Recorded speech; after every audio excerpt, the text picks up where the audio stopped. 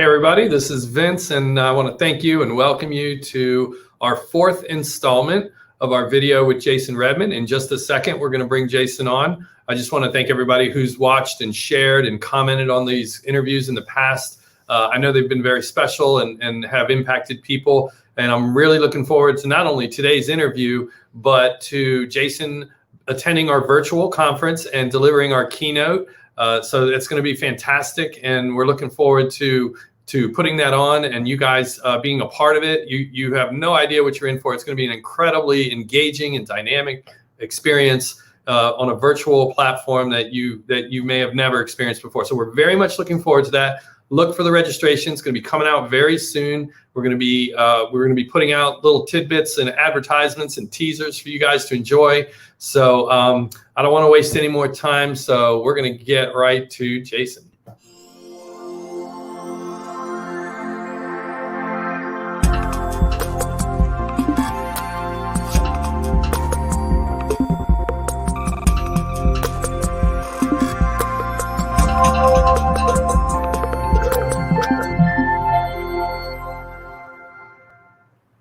All right. Well, I'm not sure, but I think my entire first little segment was muted. I just looked down and saw that. So who knows?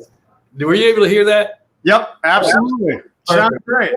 Perfect. I appreciate that. So Jason, welcome. I appreciate you and I appreciate you taking time to do this. Now, before we get started, I want to comment to everybody watching that so I had an internet problem, so I had to scramble quickly, and I went from my house. Fortunately, I live very close to one of our not only one of our ARA members, but our first past president, and so I was able to go to his recycling facility and borrow his conference room so I could stream this and not have any problems. And I decided that it would be really special to invite a special guest onto this to join me in my conversation with Jason Redman. So joining me now is Maverick.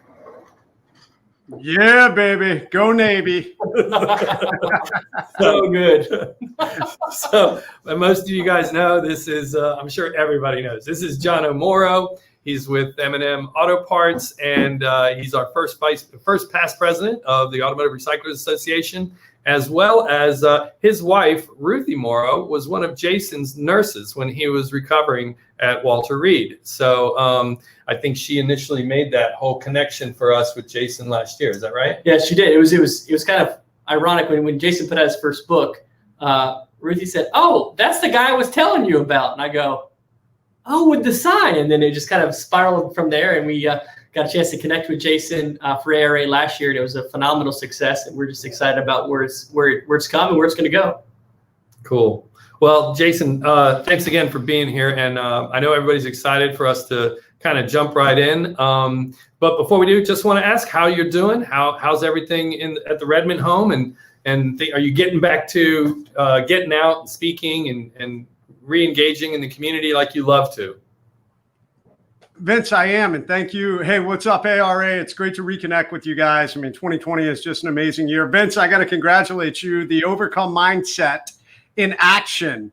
You know, I mean, other people would have just laid down on the X and withered and died, and you wouldn't have this amazing projection. You'd be still back in your office crying in the fetal position under your desk. But instead, you got off the X and you drove forward. You probably did a quick react methodology. I've got a problem. You evaluated your assets. You were like, hey, M&M's right down the street. I can go there. Options, outcomes, you choose, you communicated, and then you took action, and here we are. Thank you. I appreciate that. You make me sound a lot greater than I am. It's because you read the book. I did read the book. I read the entire book. So. You know what? And there's no doubt in my mind, there could have been gunfire and explosions going off around you, and you would have been like, I got this. We're getting out of here.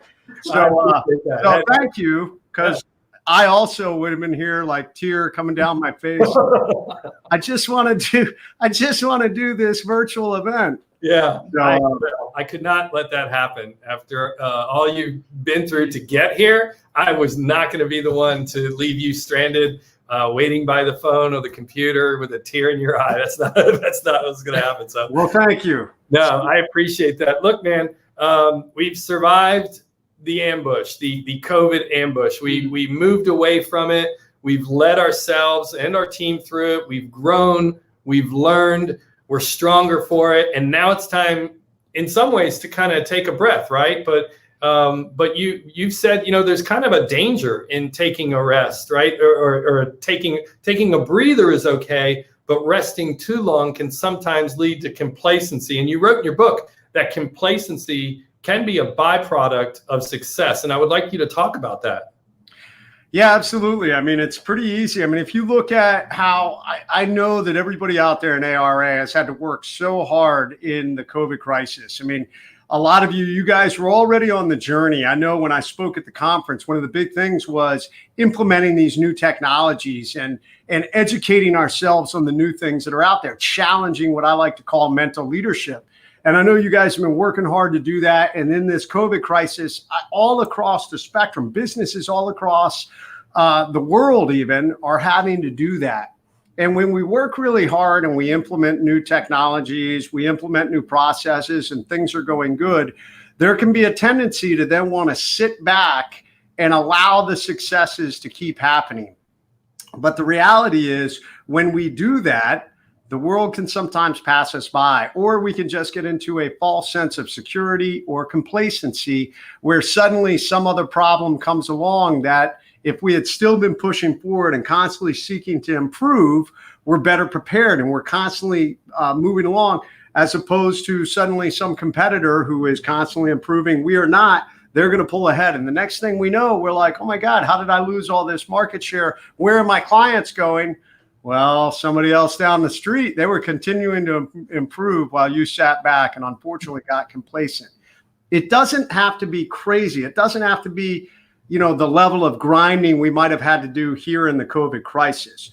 But I talk about moving the needle, and it's slowly moving that needle forward. Every day we're making those small advances, and that's what continues to move us up. Greater and greater progress, never peaking, never being complacent.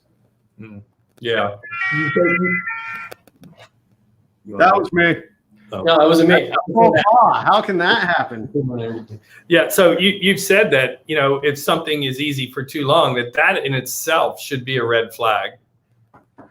Absolutely. So I am a big fan of, I teach something called I teach something called the change pyramid. And the change pyramid, it's 4 different levels of where people fall in the spectrum of their lives.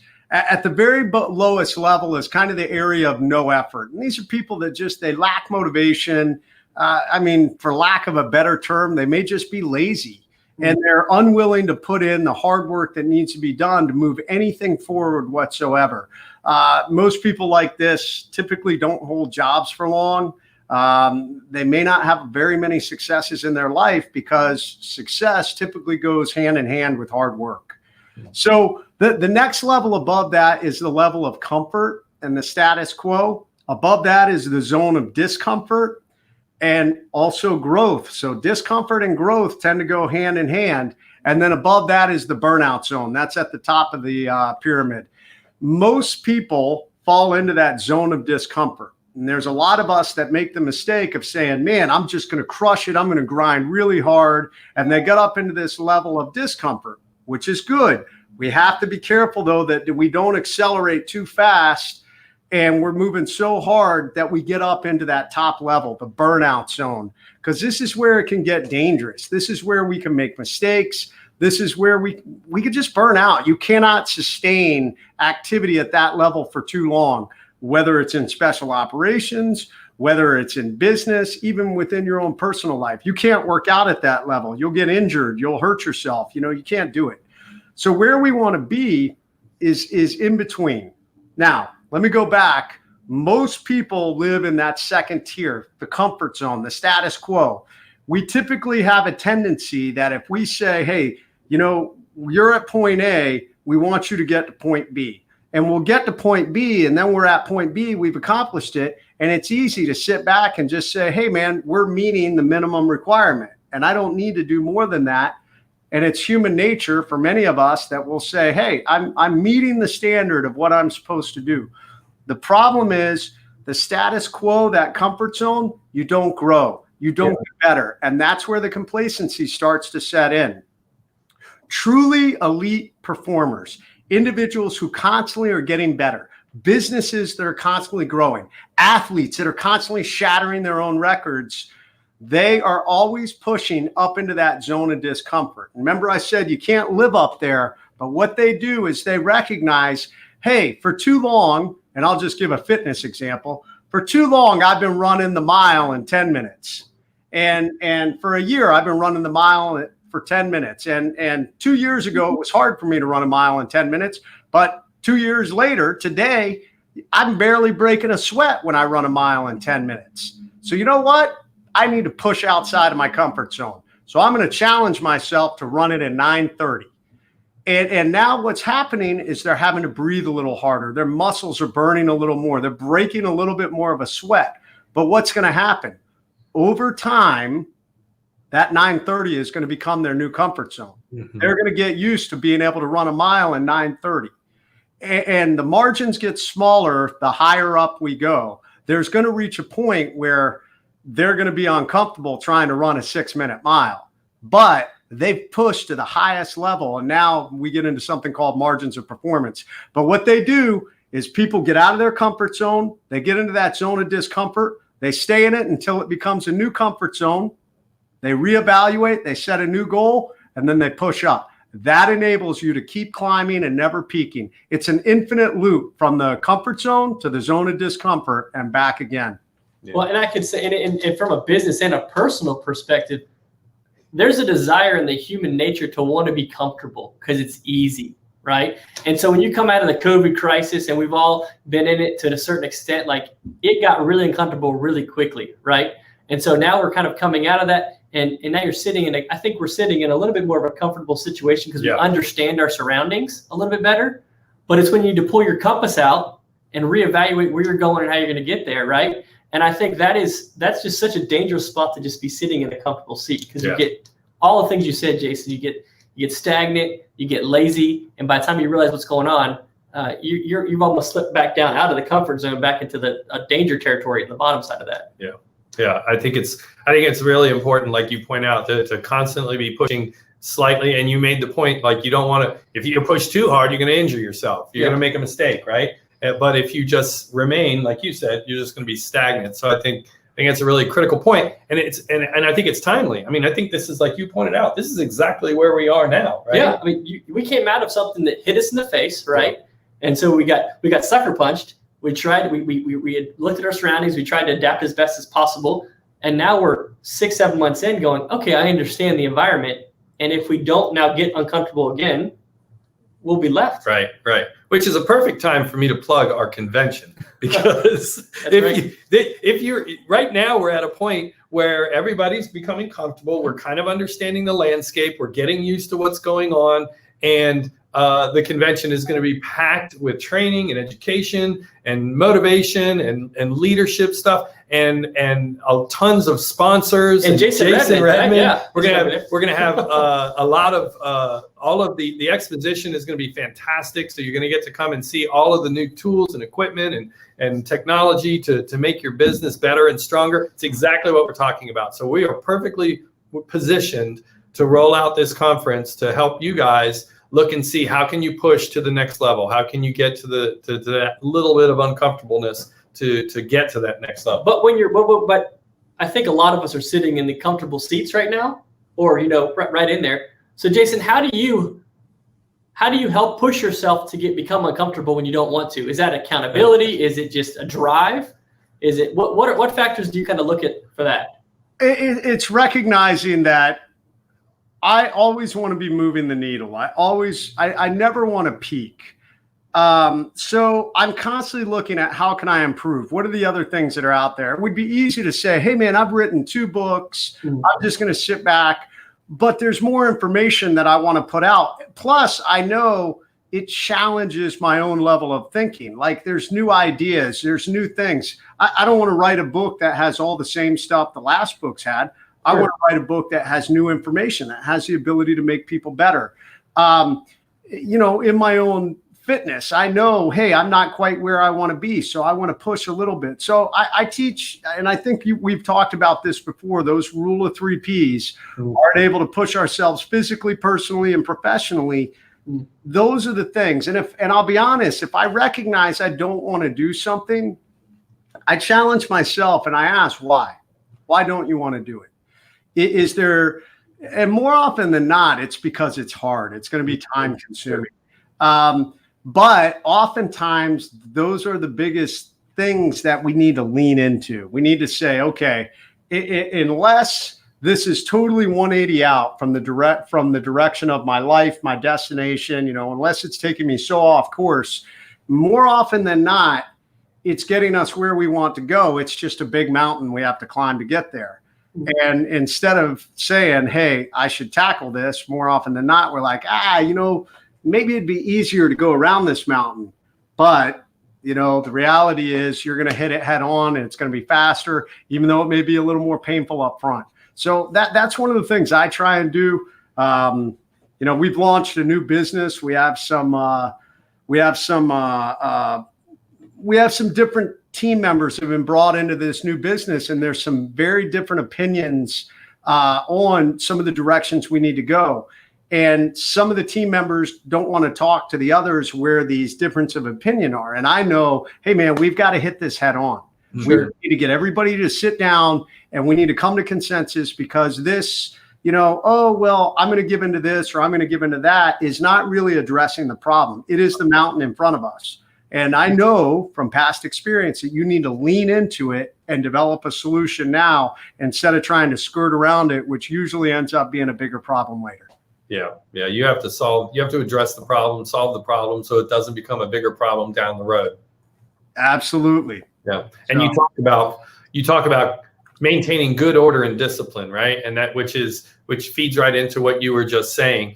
So another thing I think some people are faced with is that when they are enduring these circumstances, they tend to want to look. They're looking at their team and perhaps they're thinking, man, they've got a lot to deal with. This whole COVID thing. They may have family members. They may have this. They may have that. Business is it's either some businesses the business is off. Some of them they're crazy busy and it's hard to find help because of the circumstances in the employment, right? And so you may tend to go, all right, maybe we don't need this safety meeting. I don't want to grind these people too hard. I don't want to overwork them or grind them, to the point where I'm going to burn them out. It's like you were saying, but you also talk about how some of these things are really important, right? That you have to strike that balance, right? Vince, absolutely. And I love that you brought this up, because this is a lesson that I learned years ago. And now with this new business, one of the things is really, really drilling down into what is the culture of the new company we've created and what are our core processes, what are our core values, and then building the company around that. I'll tell you, when I created my nonprofit 10 years ago, I hired some amazing people, but not all of them were very experienced. Not all of them knew what needed to be done.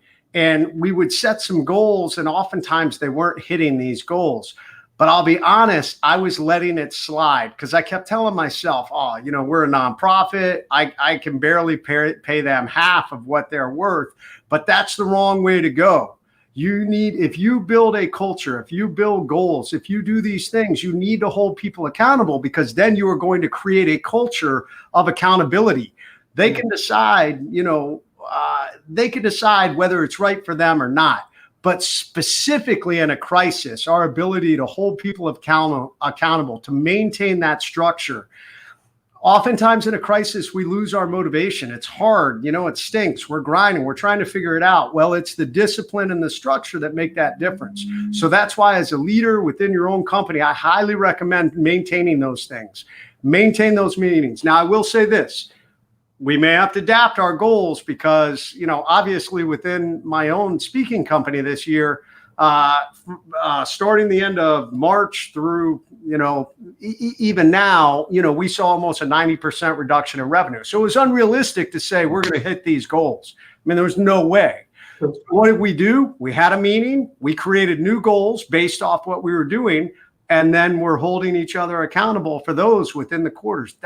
So that doesn't change the way your company works. You still have the accountability. You still have the structure. You have the discipline.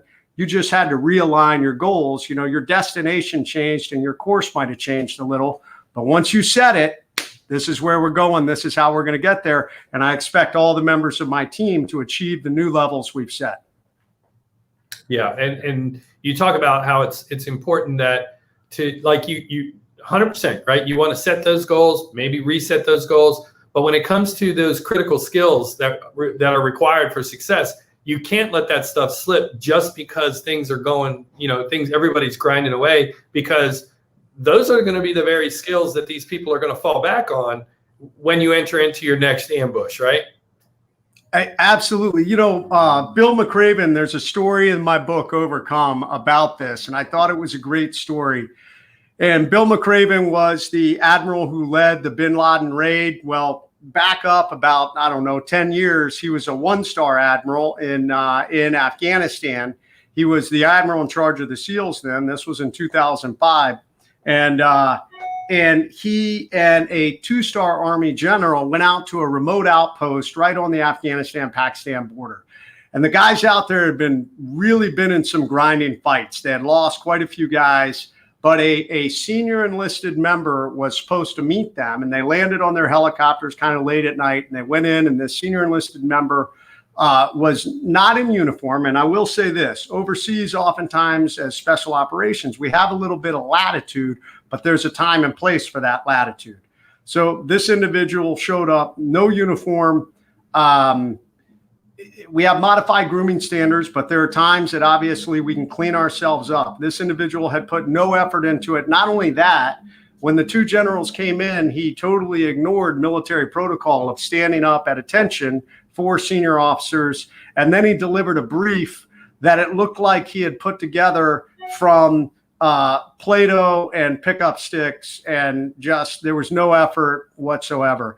And when Admiral McRaven left, so Admiral McRaven was embarrassed as he sat there. Here he is. This guy is a SEAL brother, and he's briefing a higher ranking Army leader. And Admiral McRaven was sitting there like, man, I cannot believe this is happening. But by the time he got to the end of the meeting, he thought to himself, you know what, man, these guys have had it rough. They've lost some people. Maybe I should let this slide. And he got up and they left. And when he went outside, he was like, you know what? No, we set a standard and we need to maintain that standard. And if I let it slide now, it's only going to continue to slide, especially if things get even harder. And that's what we have to think about. It's a slippery slope. You establish a new precedent, things are really going to fall apart if something major happens. So it's in the easy times and even the moderately hard times, we need to make sure we're enforcing these things. So he went back in and he talked to that senior enlisted individual and he said, hey, that's not going to fly. This is not how we do business. We set the example this way. These are the standards we set, and I expect you to maintain them at all times, regardless of what's going on. And I think, that's why we establish structure, processes, and we establish goals, metrics for our people. And we need to hold them accountable because in the harder times, it gets too easy to allow all that stuff to slide to the wayside. Yeah, but in the harder times too, as a leader, that's when your leadership really comes into an opportunity to blossom. When things aren't easy, when it's not comfortable, you've got to be able to create that clear head of thought, figure out where you want to go, the objectives you want to achieve, how you're going to adapt and overcome, and then move forward with a plan that's clear. And Admiral McRaven at the time, he realized he could have gone back to the chopper, gone back to the his post, but he knew he had to make it a difficult thing. I don't know if he probably did a little bit of probably didn't dress him down the way he could. He probably handled it much more professionally. But still, you probably have seen situations where whether it's COVID or some other crazy busy time, and maybe perhaps quality control slips a little bit. Oh, absolutely. And maybe personally you're conflicted about, professionally I need to address this, but man, I know that guy is working his tail off, but you do what you got to do. Well, and so right now, we've had some good months in part sales, right? And so we've been slinging parts out the door, and you're right, the quality does start to slip. And I'm a victim of this today as we're talking, is that I have that exact same conversation in my head. our guys are humping it, they're killing it, and I'm going to let it slide. But what I'm doing ultimately after this conversation as well is I'm now letting them see a new norm. They're seeing that I am okay with this. Yeah. And now when things come back a little bit, maybe where they are going to be in line, they're going to adapt to the fact that I don't have to try as hard. Yeah. Because John was okay with it. And that's not the case. Yeah. Yeah, absolutely. And oftentimes those little slips that we allow over time, in the moment, they don't seem like a big deal. I'll tell you, in the military, we have been able to go back again and again to incidents that turned into so often a training accident or a combat mistake that resulted in injury or death because we had allowed something start to slip. And over time, we had allowed, maybe it was a final check before guys jump out of an airplane, maybe, because there are 3 checks and there were supposed to be 4, and the guys had decided, you know what, we really don't need this 4th check. And it slipped and slipped and slipped until finally they had totally, eliminated it. And then something happens and we realize when we went back. I want a 4th check. Yeah. Yeah. So, I mean, that's an extreme example, but. Well, don't you have a saying, take care of your gear take care of you? Absolutely. I mean, and that's take that anywhere, right? Yeah. In our business is very true. And I think going back to what we were talking about, in your mind, or maybe in your heart, you think you're doing your person or your team a favor by cutting them a little slack. Sure. But in the long run, you're not doing them any favors. No, right? you're not being the leader you're called to be at that point. And that's a great point. This is something that I try to bring up on a regular basis. I made this mistake when I was a young leader. Leadership is not friendship. It's great if you can be a friend to the people you lead. But at the end of the day, and people aren't looking for that. People are not looking for, man, I wish my boss was my best friend. They're looking for someone that will lead. They're looking for someone that creates processes. They're looking for someone who says, this is our destination. Here's how we're going to get here. This is the course we're going to take. And I'm giving you the tools to be able to get there. That's what people are looking for in a leader. And if we allow ourselves to not do those things and not hold people accountable along the way, they can say it's all great. I love him as a friend. But at the end of the day, they're going to leave and go someplace else. Or the worst that's going to happen, that business is going to collapse and then they're out of a job. People want leaders. They want leadership. They seek leadership. They follow people because they are leading, not because of their friends. We all have friends and that's great. But at the end of the day, some people can do both. But at the end of the day, if you're going to err on one side or the other, you err on the side of leadership. Yeah. And how well you can deliver that message is going to be critical to how successful you are, right? Are you going to deliver? You're going to deliver it with a hammer, right? Or are you going to go in there and you're going to come alongside the person and say, hey, all right, here's what we need to correct, and this is why, and this is how it's impacting, and right? Because you constantly beating up the people. Yeah, and I think that goes back to something that it's not. I didn't at all make this up, but it's praise in public, critique in private, right? And so that's bad leadership. I feel will kill people in public. Yeah, but really just take them aside and have a conversation. How do we get through this? Why is it not okay what we're doing? And how are we going to overcome it together? Mm-hmm. Yeah, I mean, you don't have to be a jerk as a leader. If things aren't being done right, maybe let's go back to the, skydiving and the 4th check analogy. A great example is, maybe we're there and I'm there watching and I'm like, hey guys, holy smokes, I forgot to get my 4th check, man. I am so messed up. Hey, can one of you guys give me my 4th check? Are you guys all getting your 4th check? All right, roger that, man. What a dummy I am. And I go out the plane. That's leadership. You're taking it on yourself. Yeah. But you're making sure that people are aware, hey, this is something we should be doing. I'm leading by example. I'm taking the hit. That's cool. Right. So there are a lot of ways you can lead without being, like Vince said, the hammer on your people. Yeah. So you talk about pursuing margins of peak performance. And so when it comes to performing at the top, there are huge wins, right? And there are incremental wins. Which one is harder or more important? So I would say margins of peak performance, you are starting to get into the razor thin margins. So when we talk about the running example that I gave easier, when we're making big gains, this is why so many companies in the first, maybe 5 years or so they'll see double digit, sometimes even triple digit gains because it's oftentimes easier to make these great big gains. But then as we get further and further up the spectrum, further along on that ladder, our gains get smaller and smaller because the window of those gains gets smaller. So if you give the example of running earlier, you know, a 10-minute mile is not real fast. But when you get down to all right, hang on. How about this? A 15-minute mile is not real fast. I can do that. But, you know, and to go to 14 minutes, that's not real fast. But for you to go to, you know, a 6-minute mile, I mean, that's really fast. And if you take that all the way down to a 5-minute mile, you're now talking world-class athletes. There's a reason by the time we get to the Olympics, those margins are literally hundredths of a second. Yeah. When Usain Bolt broke the world record in Beijing, I want to say he ran like a 9.43 or something. Don't quote me on that. But I will tell you this.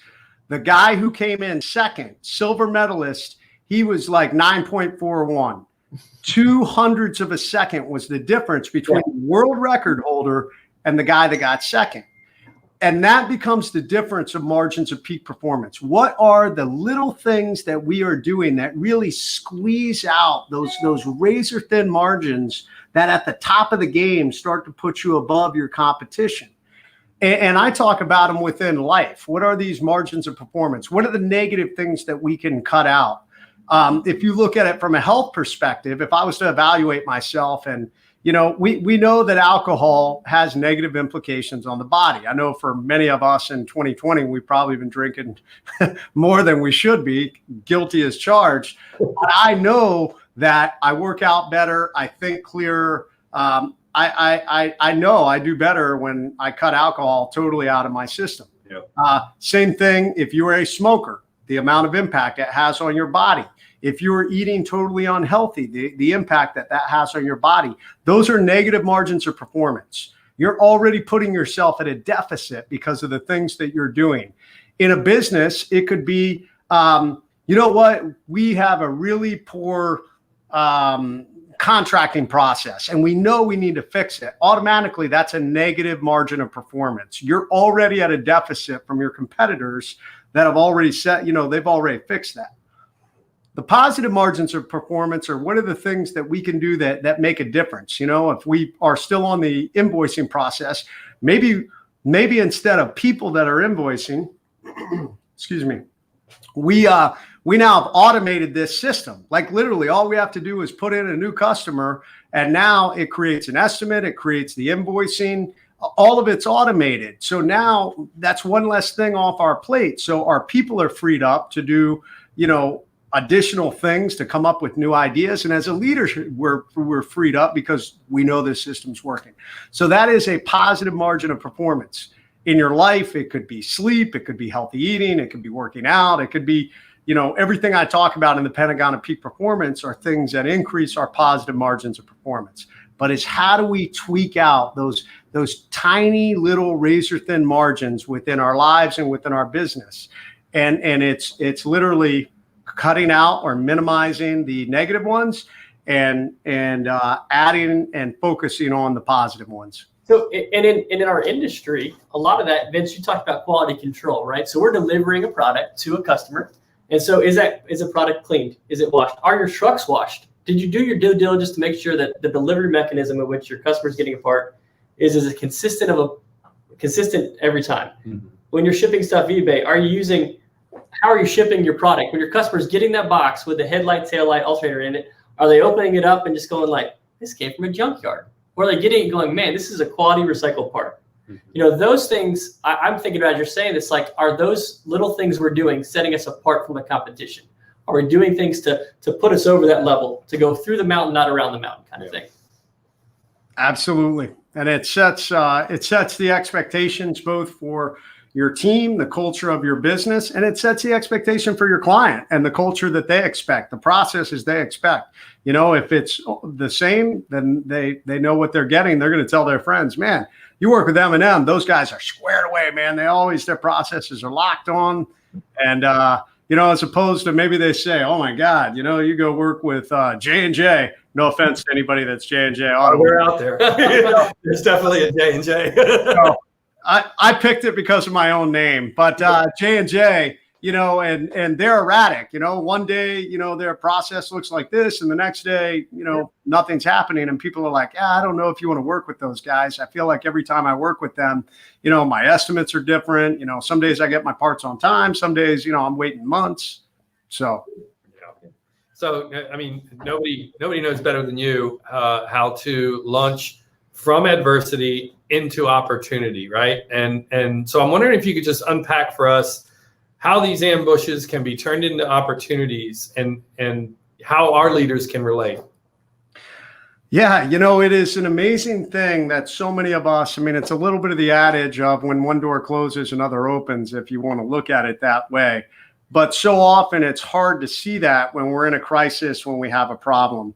But this is really where when you lean into it and we get off that X and we drive forward, so often opportunities come out of it. And I'll be honest, most people that have had a major life ambush, a major crisis, it's very rare where they don't say several years after the fact, when the wounds have, for the most part, healed up. Major ambushes will always leave those physical, mental, emotional, or even financial scars. But typically we look back and our greatest lessons are learned in crisis and tragedy.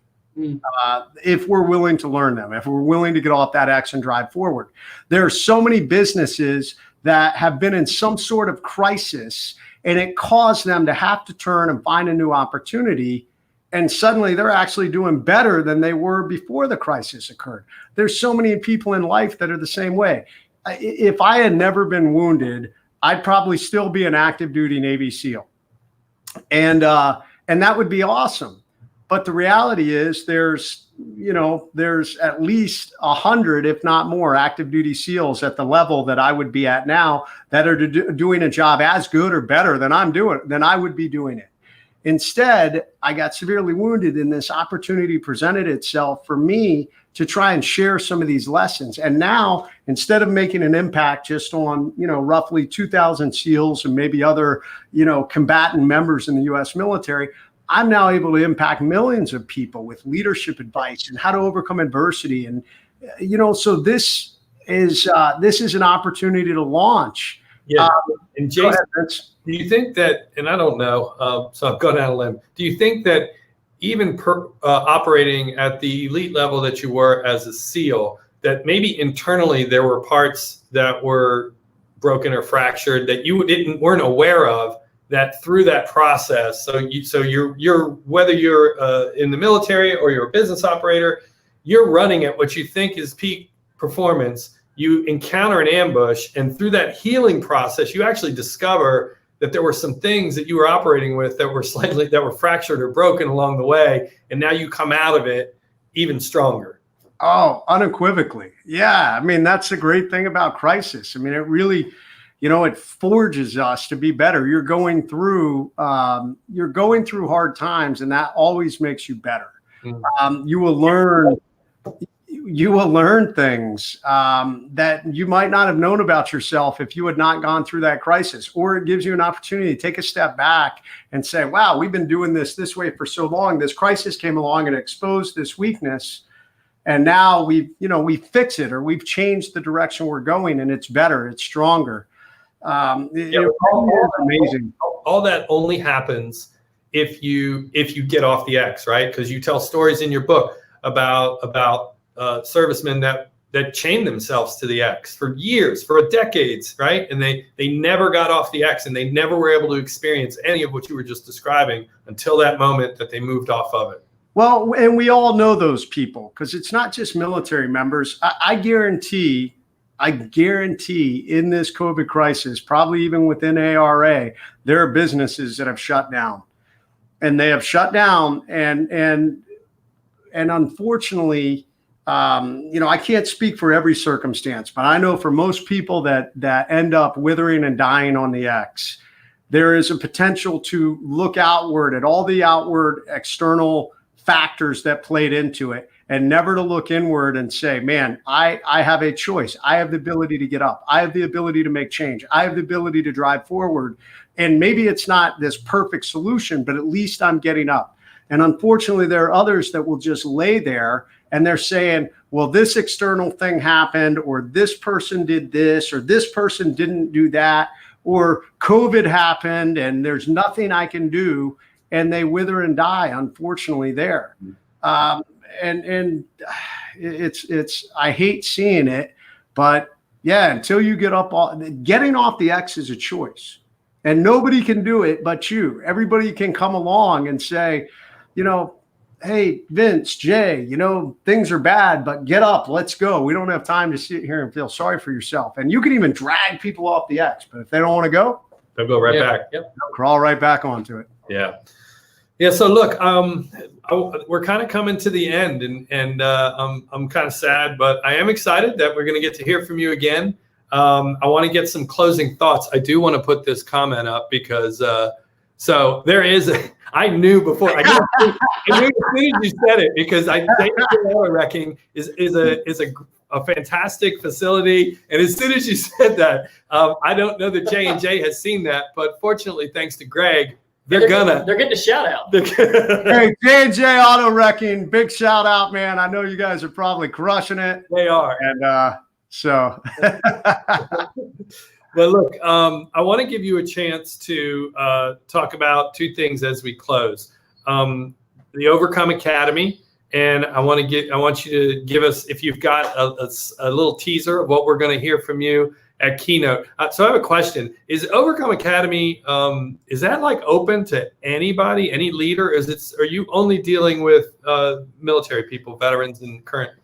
So, Vince, it's a great question. And originally it was only open to veterans. And as a matter of fact, right now it is not open to anyone. We've kind of shut it down temporarily, but it will be coming back online. As a matter of fact, I have a group called the Overcome Army now. It is a group coaching group. And the idea was there's a lot of high-level coaching programs that are out there, and they're pretty expensive. And I kept meeting everyday people who were like, gosh, I wish, you know, I could have someone who could coach me, but not at these high levels. So I said, man, what if we made a group coaching program? So we created the Overcome Army as a program that it's a private Facebook group. We put out positive content. I have two other coaches who were graduates, military member graduates of my Overcome Academy. We're getting ready to bring on a nutrition expert. So every day we're putting out positive content about accomplishing our goals, about driving forward. And we're getting ready to launch this new accountability check where, you know, I talk about the rule of 3 Ps. You got to pick one and you got to share it with the group. This is the goal I'm going to accomplish over these next 90 days. And then all of us relying on each other. Next year, the goal is to relaunch the Overcome Academy, and it will be for members of the Overcome Army who want to go to the next level.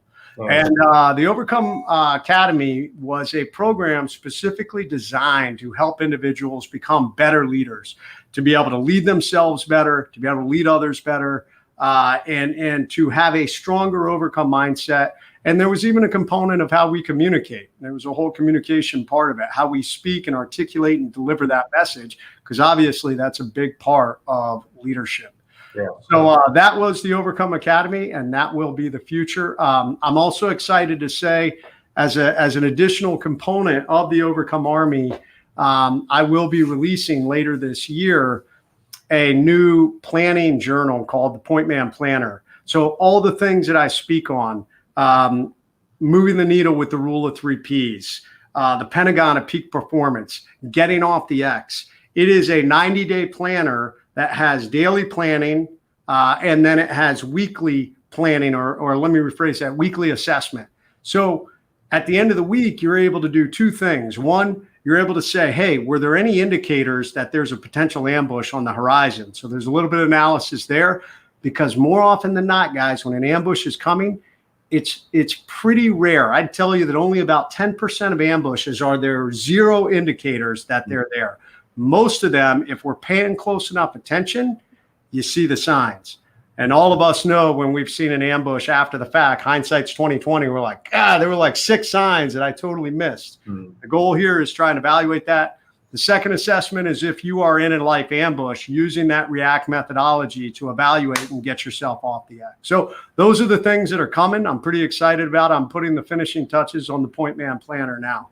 Awesome. Well, we look forward to, promoting that to our members and the people in the industry. I think they'll find that extremely helpful. So give us a teaser. What can we expect to hear from you in your keynote? We are going to be, I wanted to talk about the Point Man planning. Okay. And this idea that you have to be a point man for your own life.